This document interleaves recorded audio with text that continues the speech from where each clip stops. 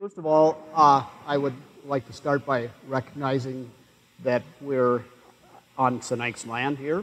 I acknowledge that. I agree with Richard, after spending 40 years of working with Indigenous people, that we need to dust off those values. We need to relearn things that cultures that have gone before us have known for millennia. I also agree with David that it's common sense, too. I also agree that it feels good in your heart as well as to your mind and your body. I'd also like to thank the Doukhobors for your culture and what you brought to the West Kootenays, what you bring here today, this beautiful facility, the choir. I think that's a really wonderful step back towards or forward towards the values we need. I'm going to talk to you a little bit today. I'm going to pick up a little bit on where Richard left off. I hope I can give you some ideas about how we can deal a little bit with climate change in a practical sense, in a common sense. I want to give you some ideas about what to do with the landscapes we live in, because your gardens, your water supplies, your homes are little patches in a great big sea of landscape. And if we don't deal with that landscape, we won't deal with your gardens and your patches. For example, water, which I'll dwell a little bit on. I also want you to think about another really important thing. We all have power, and if we exercise that power with each other, not over each other, we can change the world. So it isn't just about who you elect. It's about what you do as an individual. And it's about you believing what you can do. We have been disempowered by everything from, believe it or not, our electoral systems to our education systems, to believe that things are too complicated, we can't do it ourselves, we can't make the changes. Well, we can. And if we don't make the changes, Earth will change us. So with that beginning, I'd like to start with something, to me, that is the place to start, water. And when I start with water, I like to start with a water drop. A water drop like this on a Douglas maple on a gray day along the Slocan River. And I apologize that because of the light in here, these slides look a little bit washed out, but let's go from an individual drop that you saw on that Douglas maple to multiple drops that you can see here on one leaf. There's one drop literally hanging off the leaf, but you can see them all over the leaf there. Keep that picture in your mind. If you started counting them, there would probably be 100, maybe 150, depending upon what size delineation you had for the drops. Now let's walk over to the spruce tree in the same rainstorm, and let's look at the raindrops clinging to those needles. Think about the fact that that's a wonderful way that nature regulates how water moves in an ecosystem. Instead of turning the hose on your head, like happens in an open field or a clear cut, it literally drips through the system, allowing it to recharge, allowing the system to be in balance. Now, let's think about that. Take that picture of that individual drop and those numbers of drops on a leaf and on the spruce leaves or needles, and think about this. That's an old-growth forest. That old-growth forest on one tree can have millions of leaves. They're all doing what you saw with those individual drops. Now think about those millions of needles multiplied times hundreds of thousands, millions of trees across the watershed, and you can start to feel, literally feel, how that water soaks into the system, is shaded, maintained, slowly released, and maintains your garden and your well downstream. whether it comes directly out of a creek or out of the groundwater that is also maintained by that system. I also want you to think about, in this picture, the fact that there's not only water regulation happening in those multi-layered forests, those big old trees, but that's where the carbon gets stored. That's where the system works, where photosynthesis, as Richard explained, really captures carbon and stores it in these tree trunks, in the fallen trees, in the forest. So the older the forest is, the better it is at dealing with water and carbon. If you think about that across a landscape, like this in the Clearwater River and the boreal forest, you start to get a feeling for literally the magnitude of carbon storage, carbon sequestration, water filtration that happens in big landscapes.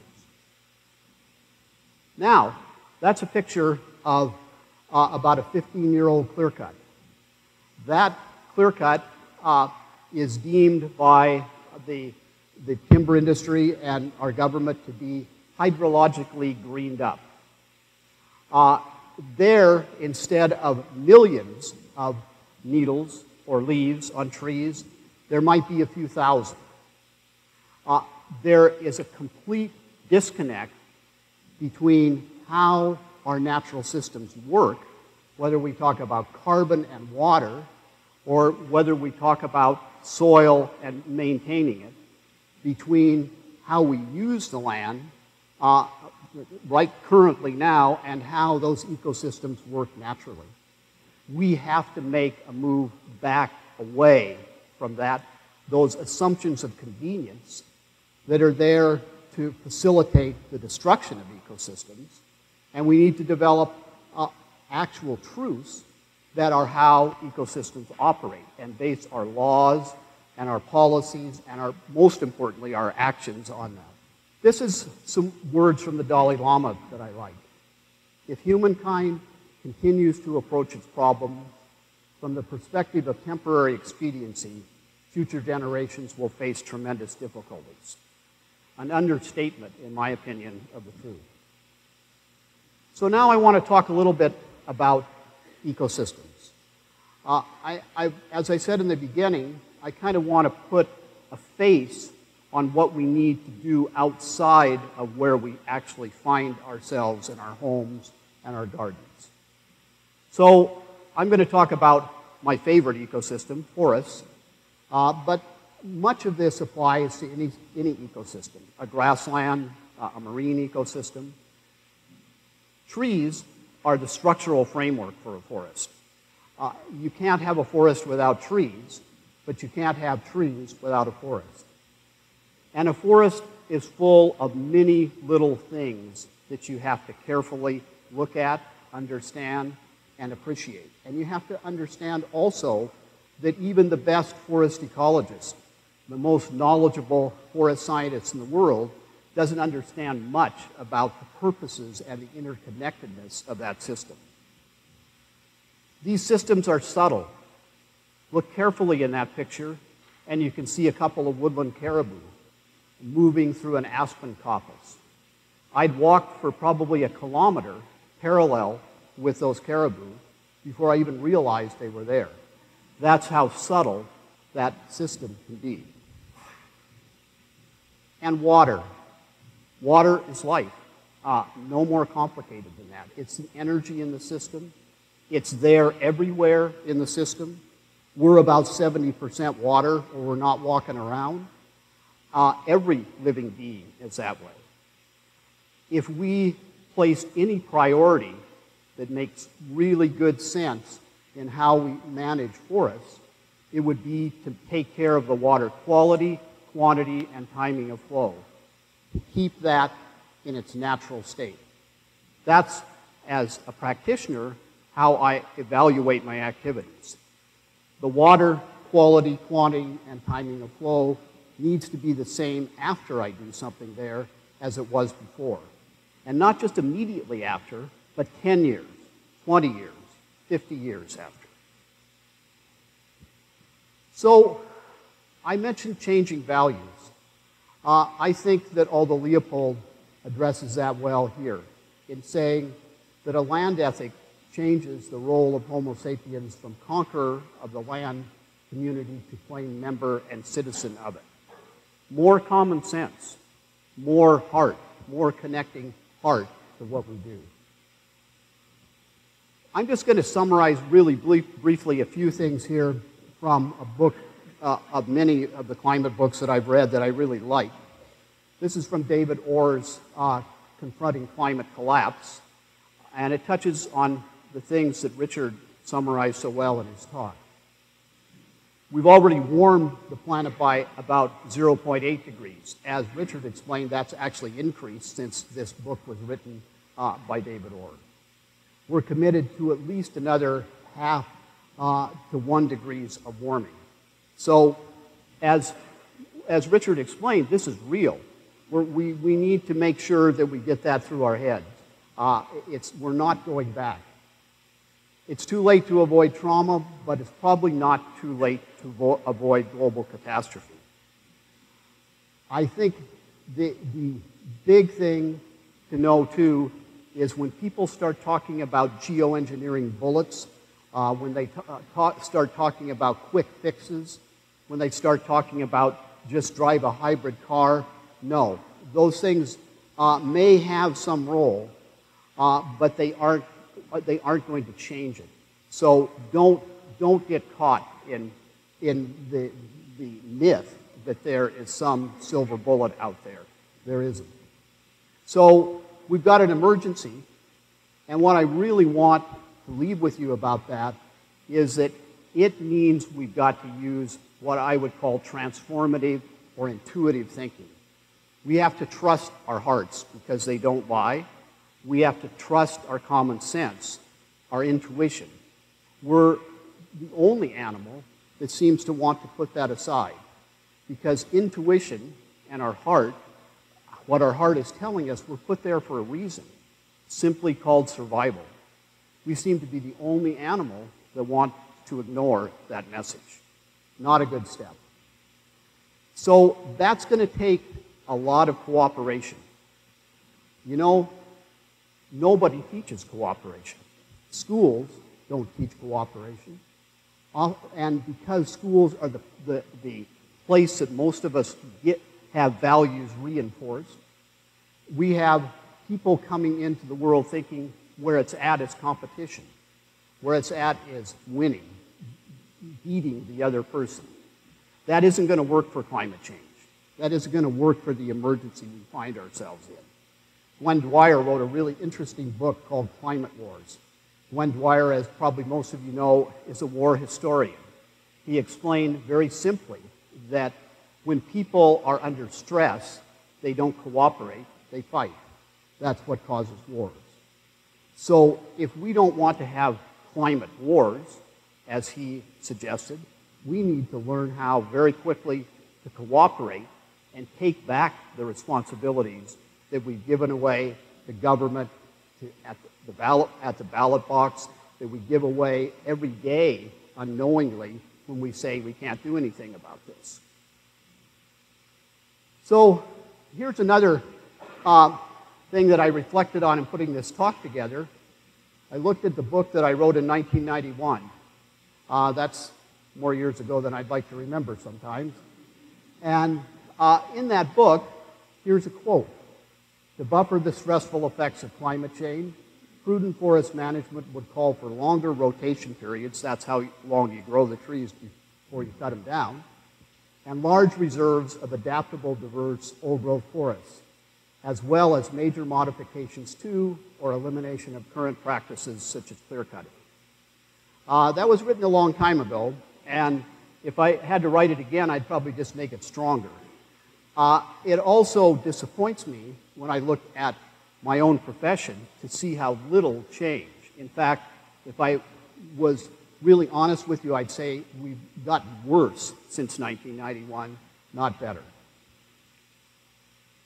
So I also think that part of the values that I'm talking about is that we need to see Earth not as resources, but I identities to be respected, not objects to be dominated. Water is the connector throughout that system. It's the veins and arteries of the earth. Literally, water is life.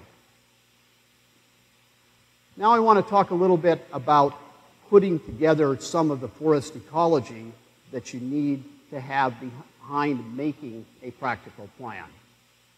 First of all, landscapes, big watersheds, big areas hold the patches. You can think about it just like cupping your hands being a watershed, like the whole of the Columbia River watershed, if you want to think about it that way. Or a little smaller, the Kootenai watershed, smaller yet, the Slocan River watershed, smaller yet, the Little Slocan River, which is the watershed that I live in. And think about how they're all nested, the Kootenai within the Columbia, the Slocan within the Kootenai and the Columbia, the Little Slocan within the Slocan River, and so on. That's why the larger the landscape you can plan, the better the rest of the system works. So it's a really important tenet to think about it. Not to say that it's bad to do good things in your backyard. That's also a starting point. But we have forgotten the fact that this fact of how big landscapes influence those little patches. Important piece of what we call ecosystem-based conservation planning. Also, we need to maintain natural composition, structure, and function through time. Composition, think about that word as meaning the parts, the trees, the soil, the shrubs, the animals, the microbes in the soil. The structure is how all that's arranged. And when you get into structure, you can start thinking about the structure of a big landscape, like the Columbia River, or the structure of 10 square centimeters of soil. So obviously, it's a gradient. Obviously, it's very complex. But it's the basic thing that we need to know about that is that composition plus structure, the parts and how they are arranged, determine how the system functions. So composition plus structure equals function. Nature's been doing that for millennia and doing it very well in all kinds of different ecosystems.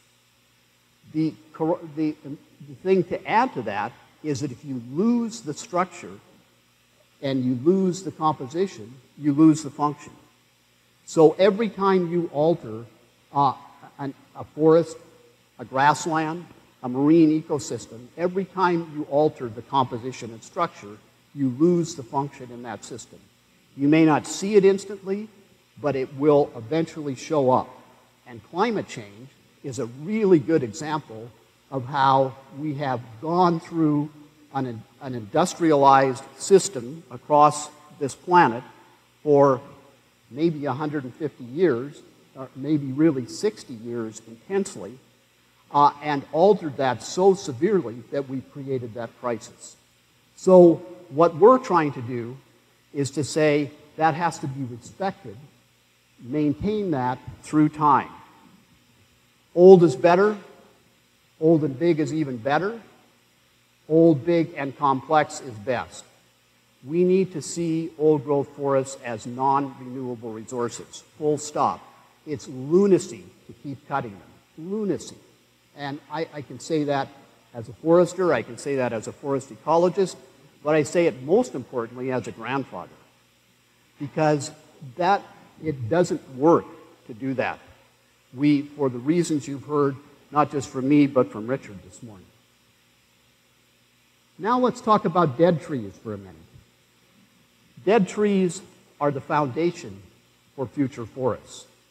They literally make up a large part of the soil in a forest landscape. But most importantly, they store and filter water. So they're Mother Nature's sponges. They literally hold about 20% more water than most mineral soils, except organic soils, do. And they filter that water slowly release it into the system. That's where, if you live downstream and have a well or take surface water out, that's where your late season water comes from. Not from rain, because you know it hasn't rained for a long time. Not from snowmelt, because you know that's gone. Well, that slow release through or part of that water comes from the release from that decayed wood. So healthy watersheds have millions, billions, depending on how big they are, tons of decayed wood in them, and they need to be there. So that puts a real kink in the whole notion of conventional sustainable forestry. Because once those trees are cut, people that may have been 250 to 1,000 years old, depending on where you are, once they're cut, the program is to grow them again for 40 to 60 years, cut them down, and remove them again. Well, you're never going to replace this part of the composition and structure of a forest doing that. Here's a keystone species in that system: fungi, fungus, mushrooms. That fruiting body of that fungus, that boletus, is connected to a fungal hyphae in the forest soil that literally may cover 2 or 3 acres or more. Their hyphae, or roots, are so fine that you can put 2 or 3 kilometers of them in a gram of forest soil that you can hold in the palm of your hand. They make tree roots, or the roots of fireweed, or the roots of hazelnut, or the other plants that grow there, look very much clubby, like my fingers. They're the connection for water and nutrients between plants and the soil. So if you don't have healthy fungi in the system, the plants don't grow well. And if the plants don't grow well, you don't have the animal species that you expect. That's why we think of them as a keystone species. We need to think about keeping the composition and structure that they need to make the system work. And they're carried over from disturbance to disturbance, time to time in a forest by, guess what? Decayed wood. So we start to see loops in the system that make the system function. So I've been talking about intact forests, a little bit about them, and I want to now relate that to climate change. Why do we need intact forests? Why do we need that natural composition and structure? Well, species are going to have to move. If tree line is going to move up or down, depending on where we are, then there needs to be natural corridors for animals to move that also move plants. Seeds get attached to fur. Seeds travel on the wind. So that's much better done through an intact system. One of the most important things is genetics, though, because we don't know exactly what conditions are going to prevail where. We know it's going to be different. We know overall likely it will be hotter and drier, but it may be different locally. And if you have a broad gene pool of organisms there, plants and animals, that's how you have the best chance of individuals breeding the individuals that can survive under the conditions that prevail, be that warmer and drier or warmer and wetter.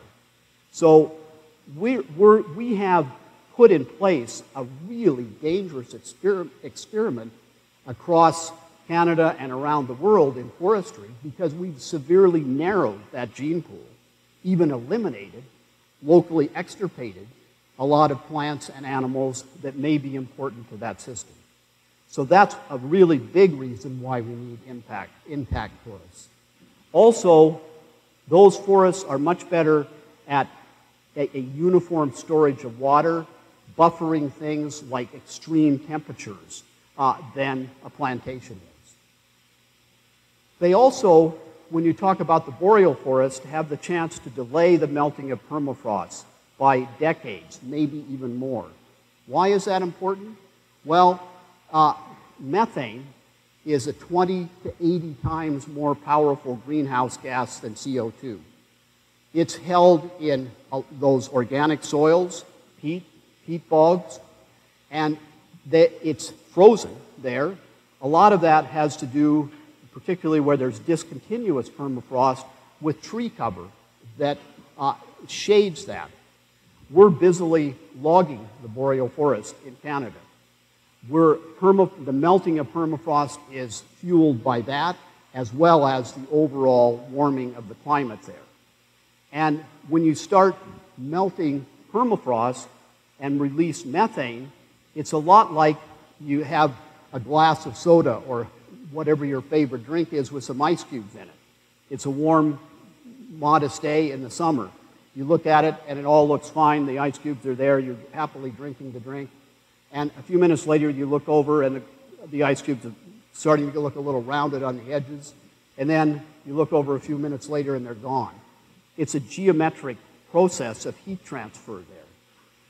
Once you get permafrost started melting, it's very hard to stop, and it's likely to increase. And we've already got that started. And the last point is one I've already made. Old-growth forests need to be there. They do all of that better than any other forest type. So when we talk about managing forests in a climate change world, we're talking about conservation of intact natural systems. We need to stop thinking about extraction and exploitation and think a lot more about conserving the natural composition and structure if we're going to survive. We, not just those things out there that we might call intrinsic, but we need to think about us. This is an example of lost opportunities in the boreal forest. We had an opportunity there to do something right, and we didn't. This is, by the way, an interesting euphemism in forestry. That's not called clear cutting. I was advised when I was there looking at it. It's called mosaic cutting. And I was informed quite diligently by this young forester that this right here was winter moose habitat. Well, the two Cree hunters that were with me, I thought I was going to have to pick them up off the ground, and we politely informed them that no self-respecting moose would spend any time there in the winter. I should go back and say, however, that is an FSC, a Forest Stewardship Council certified logging operation. So don't be fooled by greenwashes either. So those kinds of decisions are driven by dominant values, human-centered values or kincentric values. Those are the two big choices we can make. On the lower right there, I'd like to introduce to you Elizabeth Panashwe. She's an Innu elder that I have worked with for many years in Nitassinan or Labrador, and she and I have trained a bunch of young Innu in Elizabeth in the cultural ways on the land, me in ecosystem-based conservation planning. We have used kincentric or earth-centered values. We have to make that shift. That's what we're here talking about. Don't forget that. We're not talking about tinkering with the way the system is. We're talking about shifting how we see the system, how we see what's important, how we honor what's important in what we do. And that means changing to kincentric or earth-centered value. Kincentric is a word that was developed by Dennis Martinez, who is a friend of mine, Hoopa indigenous person from Northern California.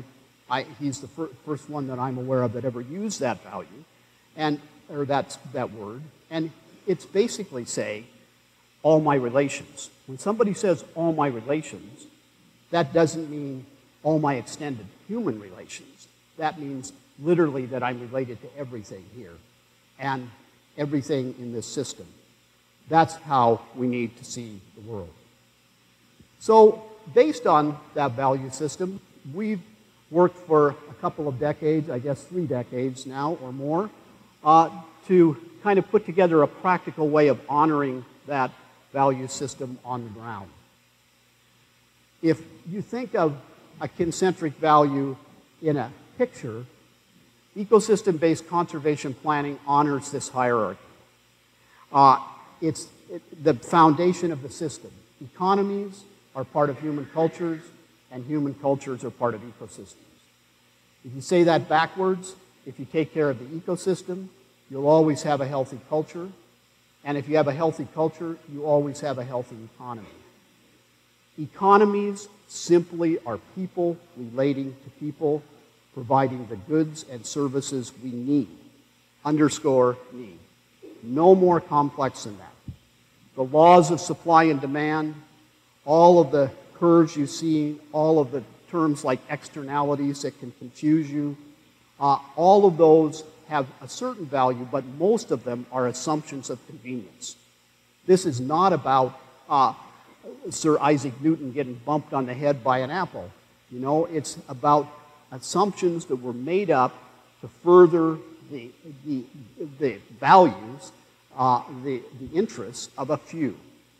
So let's put economies in their place. A good neoclassical economist will tell you that's where they belong. So let's stop saying we have to balance the ecosystem and the economy. No, we don't. Because if we have to take care of the ecosystem, and in doing that, we'll provide the goods and services we need. It's no more complex than that. But we have to yank ourselves out of that. That might mean goodbye iPhones, at least goodbye number 6 iPhone. But it's the kind of change that we need to make. That hierarchy is something that I think about every day when I evaluate what I do. I have the privilege to study in some of BC's better libraries, and in the course of my deliberations there, I have kind of refined what ecosystem-based conservation means. The first tenet for me is focus on what to protect, then on what to use. When I started doing that, put those words out there and started applying them, it literally changed my life. And that underscores what we do.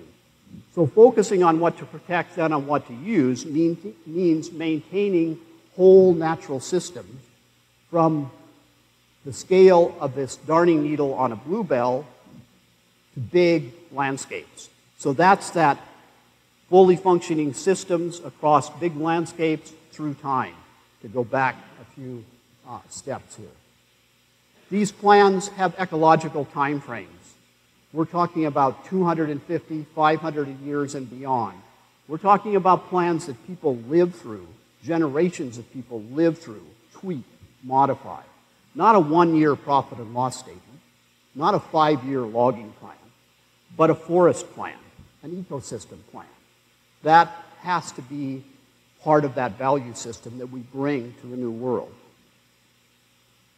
So, time frames that fit with the salmon, time frames that fit with the fallen tree in the water, time frames of the water, and as Stan Rowe, who was a mentor of mine for many years, always used to remind me, the rocks under the water. We have to think about those time frames, because you can no longer have a functioning ecosystem without those parts arranged the way we find them than we can the parts that we sometimes refer to as biotic. The priorities of this planning system are, first, to protect or restore. And restore is a big new challenge that we are going to do more and more of, ecological integrity. Think about just keeping natural composition, structure, and function. That's what integrity is. The second priority is balanced human and non-human ecosystem use. We have to give grizzly bears and mycorrhizal fungi as much credit in the system, as much protection as we do ourselves.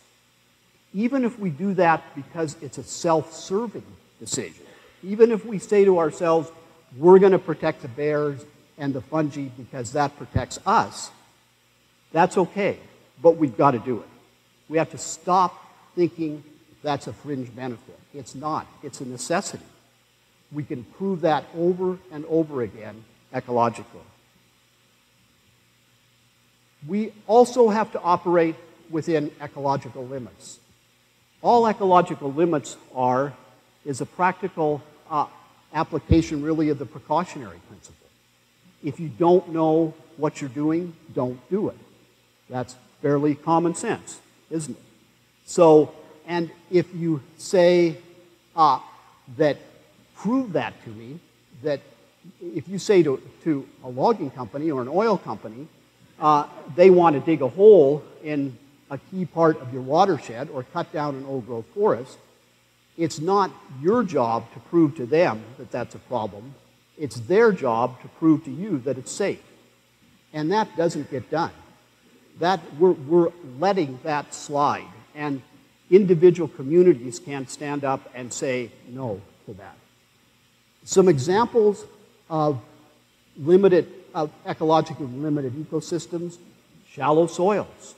Shallow soils in forests are built largely out of organic matter over rock. Not a good place to mess around. Very dry or very wet areas. Steep, broken slopes.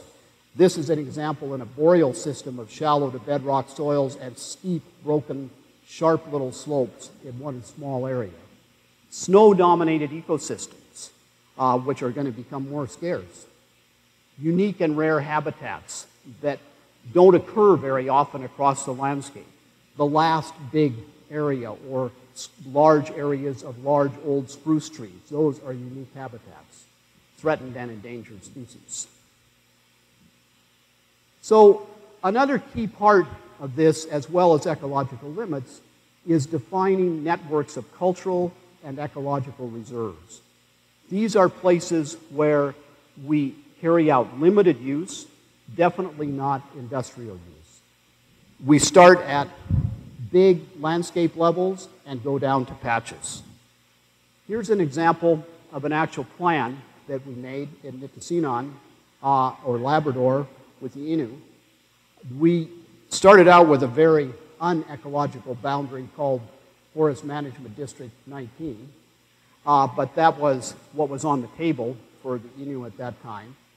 And you can see by the colored blobs on this map, these big green areas are watershed-based reserves where no roads or forestry activities were going to happen. The big blue area was fondly called Cariblob, which is the red wine caribou herd, a key habitat area for them. Jim Schaefer, whom some of you may know of, is one of Canada's premier caribou biologists at Trent University now, was the wildlife biologist in Happy Valley Goose Bay many years ago when we did this with him. So he helped define that for us. And then the big rivers, like this river here that comes through this part of it is the Churchill River. And this is a series of big tributaries to it. Those are that's the first protected framework. Then, if you go down from that broad framework of protection to a little smaller area that we look at here, you can see the remains of the earlier protected areas. You can also see how we revised this one because the watershed boundary was wrong. We added some corridors. We created conservation emphasis areas in the orange areas, a new protected area here, and then divided it into smaller watershed units. And then if you take this Grand Lake unit right here and look at it more intensely, all the pink is ecologically sensitive, largely micro bogs. All of the blue are riparian protection around streams of all orders, not just big ones, but all the little ones. The only thing that got left were a few small areas that were potential for forestry. This one we actually laid out in the ground and found more wet areas, more streams, and eventually we had a few little places left where you could cut a few trees. Not clear cut, but you could cut some trees. Can we do that and meet our needs? Yes, no problem. Can we do that and maximize corporate profits and have a 10% growth rate per year? No. So let's put that aside. because doesn't work anymore. We have to use something like this, or we're all going to be literally toast at some point. I want to show you what can also happen to this kind of planning if you're not careful. This is Doig River First Nation country in northeastern BC. I'm working with them right now to protect the remnants, unfortunately, of an amazing part of the boreal forest. I've worked across the circumpolar boreal forest, and this is one of the richest, most diverse places I've ever seen. You can see the green being conservation areas, the yellow being bogs and wetlands, big linkages that we had designed through the system, and then enter oil and gas. So that is not only fueling global warming, big time, but it's destroying the system that sustains us. So once you get in place these areas of cultural and ecological reserves, then you can ask the question, what are we going to do where? What are we going to do where in that landscape? And what we're going to do where is how you design human use areas. Human use areas are the foundation for ecologically sustainable community-based economies. And it's really quite a simple process and a powerful process when you go through it, because you know that you've got the framework of protection around you that's going to maintain intact natural systems, provide the ecological function that we've been talking about here this morning. Then you can talk about employing people doing restoration, cultural activities, maintaining biodiversity nodes. So these first ones are taking care of the ecosystem, but they make jobs. They're part of an economy. Recreation and tourism, wildcrafting, the right kind of agriculture and ranching, the right kind of timber extraction, and other activities within ecological limits. So you can see our plans follow that hierarchy, that we keep economies in their place. So these community-based economies are the only economies that are sustainable in the long term. Again, something borne out by history. There's Eric Leslie standing in a sustainable local economy that we're going to talk about a little bit this afternoon, the Hera Proctor Community Forest. Notice that area has been logged, but the composition and structure of natural systems it's still there. And people in this place have been practicing those kinds of community economies for millennia. I'm going to finish this by just giving you a few examples of ecological restoration. I want to first start by saying doing restoration isn't an excuse to keep making the same mistakes over and over again. We have to stop doing what causes the need for restoration. And we also have to recognize that all restoration is assisting natural processes. Assisting natural processes to re-establish composition, structure, and function. But at the same time, we need to also recognize that restoration is not a quick fix. You can't go to the hardware store and buy some soil. It doesn't work. So, having said that, here's a place on Galiano Island where I've worked with the Galiano Conservancy for almost 20 years to restore an old-growth forest. It's a story unto itself, but I'll tell you one of the most heartening things about it. I'm almost 70 years old. Ken Millard is more than 70 years old, who is one of the key people in the Galiano Conservancy. And both of us said at the beginning 20 years ago we'd never live to see it feel differently. We're wrong. It can happen fast. So don't delay starting to try to help nature heal itself. This is an example of ecocultural restoration to restore medicinal plants and natural composition and structure that's better geared to the dry systems along the Fraser River in Lillooet. I have worked with Heclip for nearly 30 years. I could take you places there and show you where forests have now been converted by climate change to shrub communities. So it's happening. And I'm working in downtown Vancouver, in the east side, in the Still Creek watershed, to restore composition and structure of an urban watershed. We can have, there's a really interesting thing there, because we think having natural composition and structure is going to manage stormwater a lot cheaper in intense storms than bigger pipes. And we've got civil engineers that agree with us. So I'm just going to let you read this before I close. This was written by a very interesting person, and rather than me reading it, I'm just going to let you read it for a moment.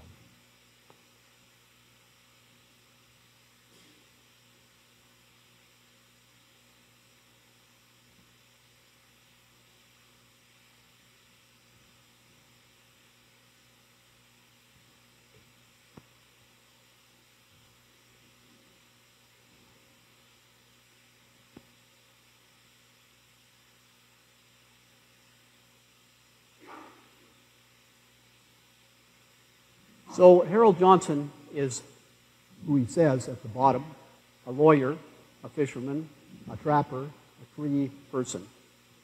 I asked him to write something for the back of my most recent book, and he sent me this, and I wrote back to him and I said, I'm going to start the book with that. It's a really important lesson in humility for us to keep. So what I've been talking about here is common sense. We need to stop rationalizing that this is not possible. I've been talking about stewardship, which simply means sacrificing in the present to protect the future. I've been talking about wisdom. Wisdom is the combination of knowledge and intuition. It's connecting our hearts to our brains. And it's taking back responsibilities that we've unwittingly given away. One of the books that's back there, Maintaining Whole Systems, I wrote for communities so you can learn how to make these plans. We need to start making our own plans. The government is not going to do it. The companies are not going to do it. And if we don't take back that responsibility, we should stop whining about what's happening, because we need to make those steps. Why do I keep doing this? I do it for those two guys, my grandsons. That's on a nice warm beach on Haida Gwaii, which I hope doesn't flood too soon. I also do it for the magic of natural systems. You never feel as whole in your living room as you do sitting next to a lake watching a moonrise. We can get there. We can do that together if we learn how to think like a forest ecosystem, and we can have a happy ending. I want to, before I close, just read a few words from a friend of mine, Gary Snyder. Gary and I spent an evening conspiring together. It didn't result in this, but he wrote an amazing poem that gives us direction, I think. It's called For the Children. The rising hills, the slopes of statistics lie before us. The steep climb of everything going up, up, as we all go down. In the next century, or the one beyond that, they say, are valleys, pastures. We can meet there in peace if we make it. To climb these coming crests, one word to you and your children. Stay together, learn the flowers, go live. Thank you.